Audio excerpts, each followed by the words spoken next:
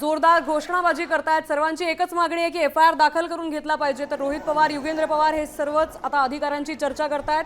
FIR दाखल करून घेण्याचे प्रयत्न या ठिकाणी सुरू आहेत। महाराष्ट्राचं सरकार, राज्याचे उपमुख्यमंत्री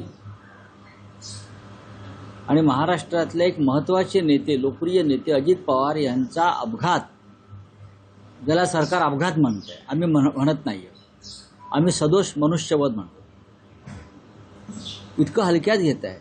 राज्याच्या उपमुख्यमंत्र्यांसंदर्भात त्यांचा जवळचा नातेवाईक एक तक्रार करू इच्छितो पोलीस स्टेशनला, आणि पोलीस स्टेशनला विधान भवनातून एका महत्त्वाच्या माणसाचा फोन येतो की तक्रार घेऊ नका म्हणून।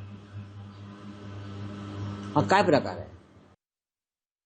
आपण पाहू शकतो अनेक प्रतिक्रिया समोर येतात। सध्याची ताजी दृश्य तुम्ही पाहता, युगेंद्र पवार, रोहित पवार पोलीस अधिकाऱ्यांसमोर बसलेले आहेत। एफआयआर नोंदवण्याकरता ते पोलीस अधिकाऱ्यांसोबत बातचीत करतात।